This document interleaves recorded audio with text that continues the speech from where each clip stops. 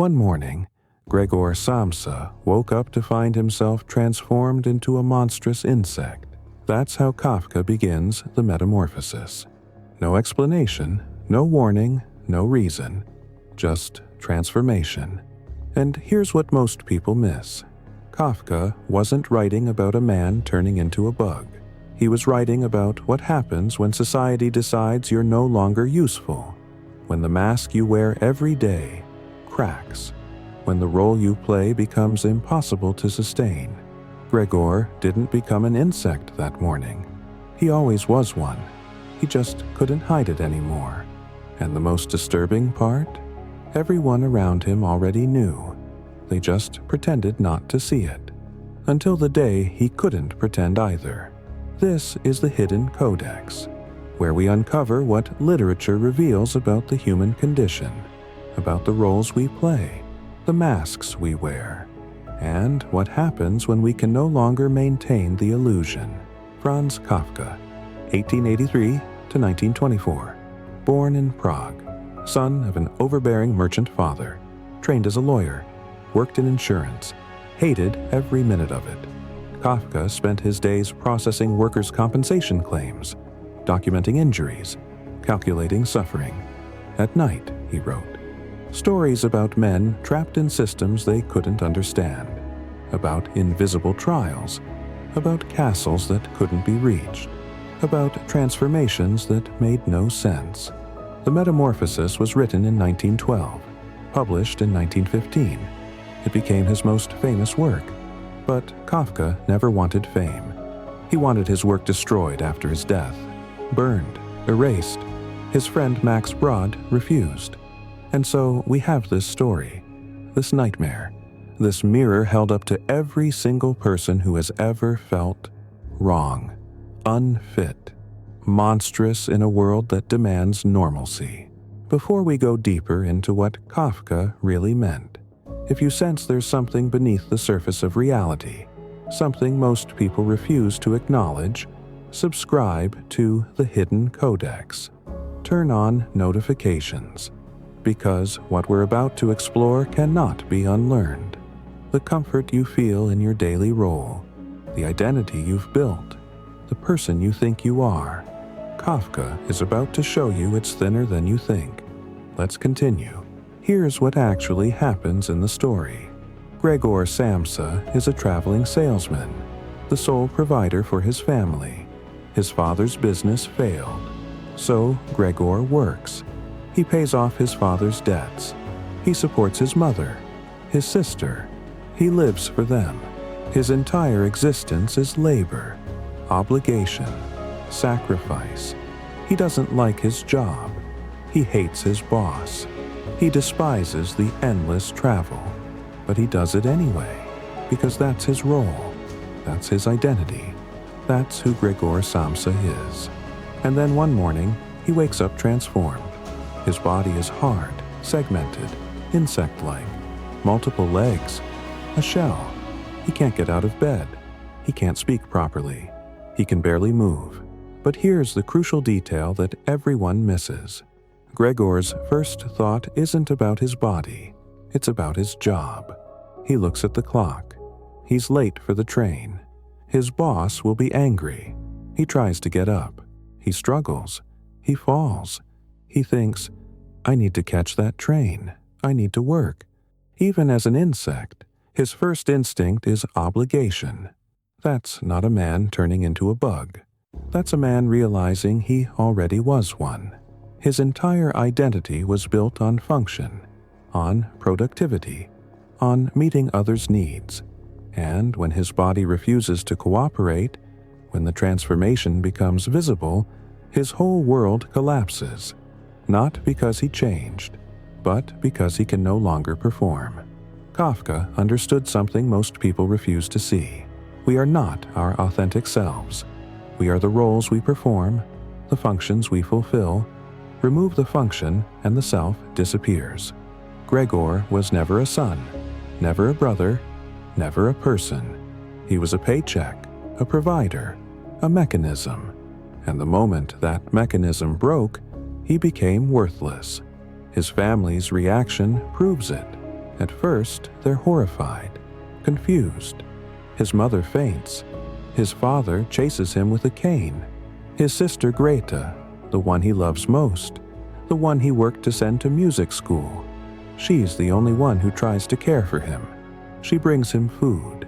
She cleans his room. She calls him Gregor. But watch what happens. As weeks pass, as Gregor remains an insect, as he cannot work, cannot provide, cannot fulfill his function, Greta stops seeing him as her brother. She starts calling him it, not him, it, and then she says the line that reveals everything. We must try to get rid of it. It's been the ruin of us, the person she loved, the brother who sacrificed everything for her. The moment he stopped being useful, he stopped being human, not in her eyes, in reality, because his humanity was always conditional, always tied to what he could give. Kafka wrote in his diary, "I am a cage in search of a bird." He understood. The self is a construction, an identity built from external demands. We become what others need us to be, and when we can no longer meet those needs, we don't just lose our place in the world, we lose our right to exist. Gregor doesn't die from his transformation. He dies from neglect, from isolation, from the slow realization that no one actually loved him. They loved what he did for them, and when he couldn't do that anymore, he became a burden, an embarrassment, a problem to be solved. So he stops eating. He retreats to the shadows of his room, and one morning, the cleaning woman finds him, dead, dried up, empty. And you know what happens next? The family goes on a trip. They laugh. They talk about the future. They feel relieved, free. His sister stretches in the sunlight, full of life, full of possibility, as if Gregor never existed, as if his years of sacrifice meant nothing, because they didn't, not to them. He was always just a function, and when that function ended, so did he. Most people read the Metamorphosis as a surreal nightmare, a bizarre story about a man turning into a bug. But Kafka wasn't writing fantasy. He was writing documentary. He was showing you what already happens, every single day, to millions of people. The transformation isn't literal. It's social, psychological, existential. Think about it. How many people do you know whose entire identity is their job, their role as provider, their function in the system? What happens to them when they lose that job, when they retire, when they can no longer perform? They don't transform into insects, but they might as well. They become invisible, irrelevant, forgotten. Kafka knew this. He lived it. He worked in insurance. He processed claims. He watched workers injured in factories, bodies broken by machines. And he saw how quickly those workers became worthless, how the system discarded them, how their families sometimes resented them, not out of cruelty, but out of economic necessity. A broken worker is a burden, just like Gregor. And here's the darkest part. Gregor accepts it. He doesn't rage. He doesn't fight. He retreats. He hides. He stops eating. He kills himself slowly, through neglect, through shame, through the internalized belief that his family is right, that he is a burden, that he deserves to disappear. Kafka wrote, "I have the true feeling of myself only when I am unbearably unhappy." He understood that identity is suffering, that the self is a wound kept open by social demands. We are not who we are. We are who we must be. And the gap between those two things, that gap is where we live, in constant tension, in constant performance, until the day we can't perform anymore. But here's where Kafka goes even deeper. The transformation isn't random. It's a revelation. Gregor didn't become an insect. He finally saw what he always was. His whole life, He was already performing a function, living mechanically, suppressing his desires, his thoughts, his humanity. The transformation just made it visible. It externalized what was always internal. The horror isn't that he became a bug. The horror is that being a bug was more honest than being a man. Think about Gregor before the transformation. What did he want? We don't know. He never tells us. He never thinks about his own desires, only obligations, only duties. He looked at pictures of women in magazines, but never pursued relationships. He wanted to send his sister to music school, but not for her sake, for the family's reputation. Everything he did was for others. Nothing was for himself. He had no self. He was already hollow, already mechanical, already an insect in human form. The transformation just revealed the truth. Kafka understood that modern life turns us into insects, not through magic, through demand, through the relentless pressure to produce, to perform, to function. We wake up, we go to work, we serve systems we don't understand, we fulfill roles we didn't choose, we suppress our desires, we ignore our thoughts, we become mechanisms, and we call that being responsible, being adult, being human. But it's not humanity, it's the death of it. And Kafka is showing you the end result. What happens when you live your entire life for others? When you have no self beyond your function, you become Gregor. You become the insect. And when you can no longer perform, you're discarded. No ceremony, no gratitude, no love, just relief. Now let's talk about the sister, Greta, because she's the key to understanding the full horror of this story. At the beginning, Greta is the only one who shows Gregor compassion. She brings him food. She learns what he likes to eat. Rotten food, decaying vegetables. She cleans his room. She tries to make him comfortable. She's the only one who still sees him as Gregor. But watch the shift. As time passes, as Gregor remains an insect, as the family's finances worsen, Greta changes. She gets a job. She starts contributing. She takes on Gregor's old role, provider, supporter. And as she does, she gains power, authority, voice. She starts making decisions.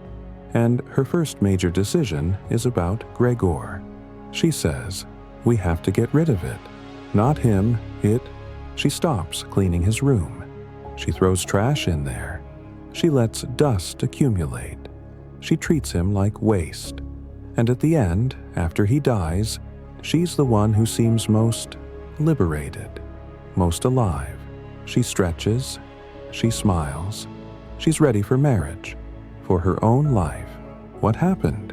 She replaced him. She took his role. And in doing so, she erased him. Not consciously, not cruelly, structurally. The system only needed one provider, one sacrifice. And when she became that, Gregor became redundant. Kafka is showing you something brutal here. Love is conditional. Family is conditional. Humanity is conditional. It's all based on function, on role, on what you provide. And the moment someone else can provide it, you're replaceable. Greta didn't stop loving Gregor because he became an insect. She stopped loving him because she stopped needing him. And that's the real transformation. Not his, hers. She went from dependent to provider, from powerless to powerful. And in that shift, she became what he was. She took on the role, the function, the mechanism. She became the new insect. She just doesn't know it yet. But she will, one day, when she can no longer perform, when someone younger replaces her, when she wakes up and realizes she gave her whole life to others. And they'll discard her too, just like they discarded Gregor, because that's how the system works. It consumes you, uses you up, and when you're empty, it finds someone else. Kafka saw this. He saw the machine. the social mechanism that grinds people into nothing, and he wrote it down, not to entertain, but to warn, to show you what you're becoming, what you already are, if you're not careful, if you don't wake up, if you keep living for others and never for yourself. Most people read this story and think, that's terrible, poor Gregor. But they miss the point. They are Gregor, right now, in this moment, performing roles, meeting demands, suppressing desires, living mechanically, waiting for the day when the transformation becomes visible, when the mask cracks, when they can no longer hide what they've become.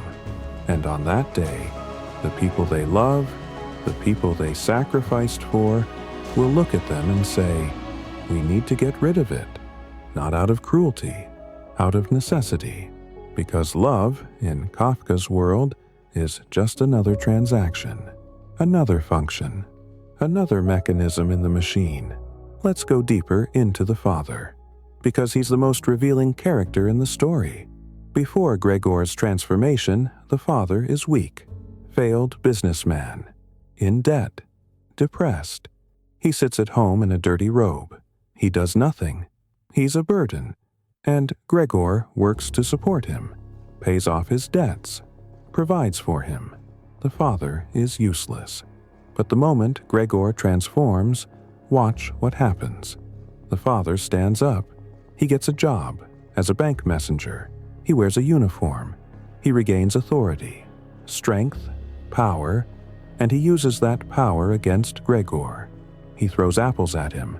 One embeds in Gregor's back. It rots there, causes infection, slow death. The father attacks his son, not to defend the family, but to reassert dominance, to reclaim his position as head of household. Gregor's transformation didn't weaken the father. It empowered him, because it created a vacuum, a role to fill, and the father filled it. Kafka is showing you something crucial here. Weakness and strength are positional. They depend on the structure, on who's performing which function. Gregor was strong when the father was weak. The father became strong when Gregor became weak. It's not about inherent qualities. It's about roles. And roles are always shifting, always competitive, always zero-sum. The father doesn't mourn Gregor.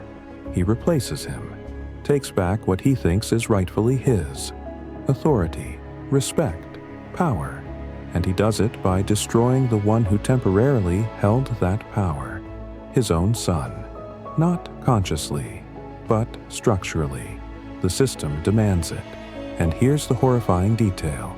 The apple that embeds in Gregor's back, it stays there, rotting, festering. No one removes it. Not his mother, not his sister, not the father who threw it. They all see it. They all know it's there. And they do nothing. They let it rot. They let it kill him slowly. That apple is guilt, shame, the internalized wound of knowing you're a burden, of knowing you failed, of knowing you're no longer needed. And it's not external. It's internal. Gregor carries it. He lets it fester. He doesn't ask for help. He doesn't demand they remove it. He just accepts it because he believes they're right, that he deserves this, that his existence is the problem. Kafka understood that the deepest violence isn't physical. It's psychological. It's the slow internalization of worthlessness, the quiet acceptance of your own erasure. Gregor doesn't die from the apple. He dies from the belief that the apple is justified, that he deserves to suffer, that his family is right to neglect him. And that's what society does. It doesn't kill you directly. It makes you kill yourself through shame, through guilt, through the constant message that your worth is conditional, that you only matter if you produce, if you contribute, if you perform. And when you can't, you're supposed to disappear quietly, politely, without making a fuss. Gregor does exactly that. He retreats. He stops eating. He dies in the shadows, and his last thought is of his family, with love, with tenderness, even as they're planning to get rid of him, even as they've already erased him. Kafka wrote, "There is hope, but not for us." He meant it. The system doesn't change. The machine doesn't stop. It just finds new bodies, new functions, new insects to consume. Gregor dies. Greta rises. The cycle continues. Now, here's what Kafka never says directly, but shows you throughout the entire story. The transformation is a metaphor for visibility, for the moment when what you've always been hiding becomes impossible to hide. Gregor didn't suddenly become an insect. He was always living like one, mechanically, functionally, without desire, without self. The transformation just made it visible.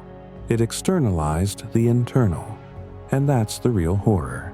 Not that he changed, but that everyone could finally see what he was. And once they could see it, they couldn't pretend anymore. They couldn't maintain the illusion of love, of family, of care, because love requires mystery. It requires not seeing too clearly. The moment you see someone fully, the moment their mask comes off completely, the moment their function fails, love disappears. Kafka knew this from his own life. He was engaged 3 times, never married. He broke off each engagement, not because he didn't love them, but because he was terrified they would see him, really see him, the anxious, sickly, tormented man beneath the facade. He wrote to Felice Bauer, one of his fiancées, "I am nothing but literature, and cannot and will not be anything else." He knew he was already transformed, already an insect, already inhuman, and he couldn't let her see it, because once she saw it, she would do what Greta did. She would stop calling him by his name. She would call him it, and she would want to get rid of him. So he got rid of himself first. He broke the engagement. He stayed alone. He wrote his nightmares. And he died young, at 40, of tuberculosis, starved, isolated, just like Gregor. The Metamorphosis isn't fiction. It's autobiography. It's prophecy. It's the story of every person who has ever lived for others and forgotten to live for themselves. Every person who has ever worn a mask so long they forgot their face. Every person who has ever woken up one day and realized they don't know who they are anymore. And the most disturbing question Kafka leaves us with is this: what if you're already transformed? What if you're already the insect?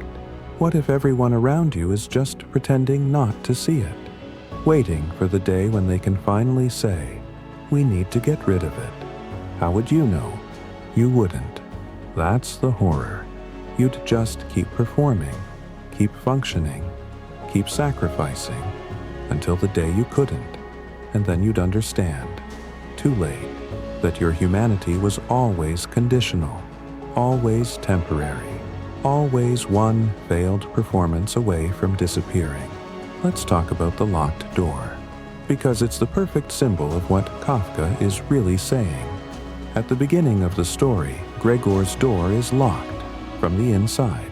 He locked it himself the night before, a habit from traveling, hotels, strangers, danger. So he locks the door every night to feel safe. But when he wakes up transformed, when his family tries to enter, when they knock and call his name, the locked door becomes a barrier. He can't open it easily. His insect body struggles, and his family can't get in. They can only call through the door, demand, plead, threaten. The locked door is the self, the barrier we create between who we are inside and what we show the world. Gregor locked himself in, not to keep others out, but to keep himself hidden, to maintain the performance, to protect the illusion. But here's what Kafka shows you. That door only works as long as you can open it when demanded, as long as you can come out, perform your role, function. The moment you can't, the locked door becomes a prison, not for others, for you. Gregor eventually opens the door. He struggles. He turns the key with his mouth. He reveals himself. And the moment he does, the moment his family sees what he's become, everything changes. His mother faints. His father attacks. His manager flees in horror. The locked door protected nothing. It only delayed the inevitable, the revelation, the rejection, the realization that he was always alone, always isolated. The door was never about safety. It was about maintaining the lie. And when the lie became impossible, the door became meaningless. Kafka understood that we all live behind locked doors. We all hide our true selves, not because we're ashamed, but because we know the truth. If people saw us fully, they wouldn't love us. They'd reject us. They'd run, just like Gregor's family.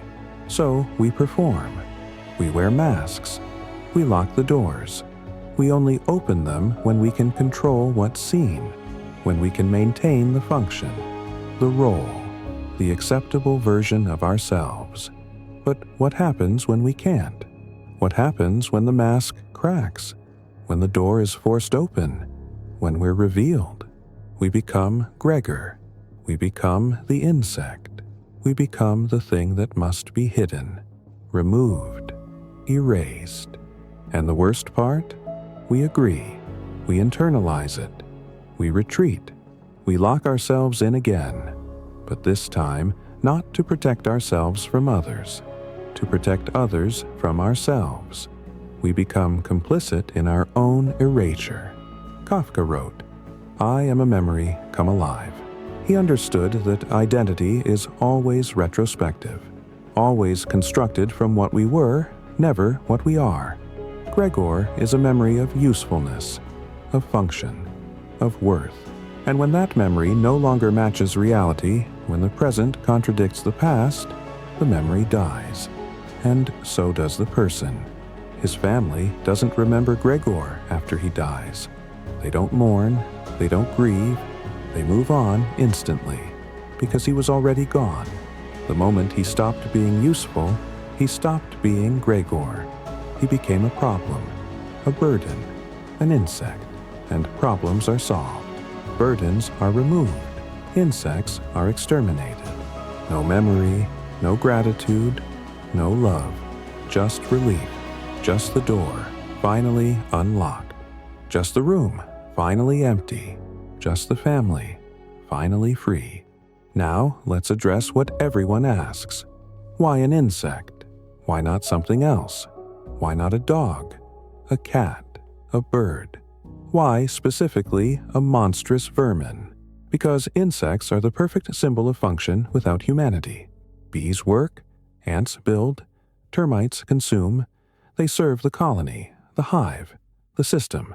They have no individual desires, no personal goals, no inner life. They just function. And when they stop functioning, they're discarded. No ceremony, no emotion, just removal. Gregor was always an insect. He worked for the colony, his family, the company, the system. He had no life outside of function, no hobbies, no friends, no passions, just work, just obligation, just mechanical performance. The transformation didn't change that. It revealed it. And here's why it's monstrous. Because we recognize it, not as fantasy, as truth. We look at Gregor and we see ourselves. We see what we've become, or what we're becoming. And it's horrifying because it's accurate. We work, we function, we perform, we suppress everything that makes us human. We become mechanisms, and we call that success, responsibility, adulthood. But it's not. It's death, slow death, the death of the self, the death of desire. the death of humanity.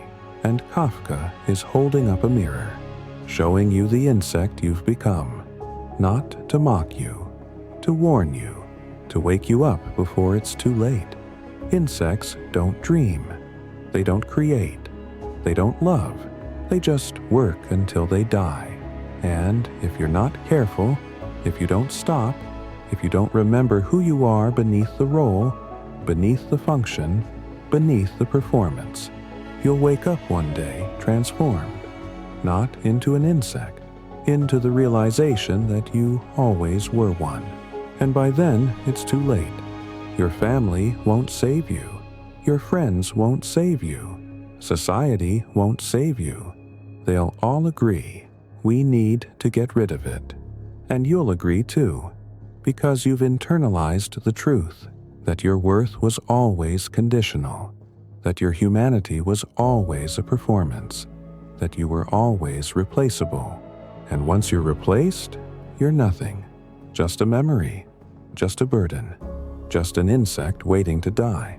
Kafka wrote this story in 3 weeks, November 1912, in a burst of inspiration, or desperation, or horror. He said it came to him complete, like a nightmare he had to transcribe. And when he finished, he knew it was good. He knew it revealed something true, something most people spend their whole lives avoiding. The truth that you are not who you think you are. You are who you must be. And the gap between those two things is where your humanity dies. Gregor's tragedy isn't that he became an insect. It's that he never got to be anything else. He never had the chance to discover who he was beneath the function, beneath the role, beneath the obligation. And neither do you, unless you choose differently, unless you unlock the door, not to perform, but to escape. Unless you stop being what others need and start being what you need. Unless you refuse to become the insect, even if that means losing everything, even if that means being alone, even if that means being called monstrous. Because here's what Kafka understood. Being called a monster is better than being treated like one while pretending to be human. Gregor spent his whole life pretending, performing, hiding, and he died anyway, alone, unloved, forgotten. But what if he had stopped pretending earlier? What if he had refused the role? What if he had said no? He would have been rejected. Yes. Abandoned. Yes. Called selfish. Yes. But he would have lived, really lived, for himself, not for them. And that's the choice Kafka is giving you. Not through Gregor, through yourself. Stop performing, or keep performing until you die. Stop hiding, or keep hiding until you're found. Stop functioning, or keep functioning until you break. And when you break, no one will help you. They'll just remove you, like Gregor, like the insect, like the burden you always feared you were.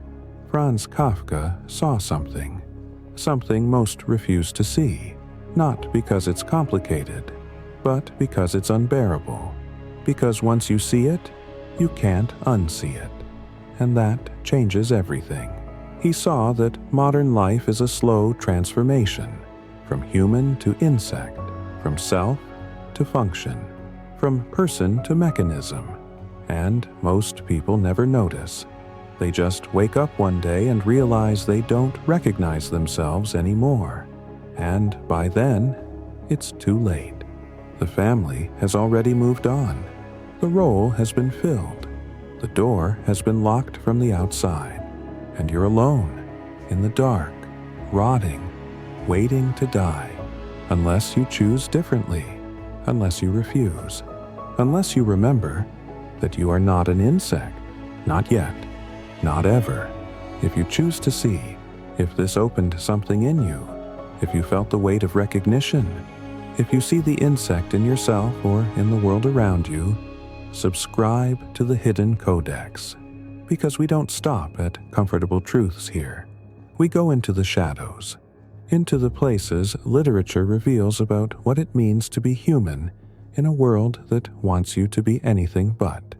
Next time, we'll explore Camus and the absurd, the moment when you realize nothing you do matters, and you have to decide whether that's liberation or damnation.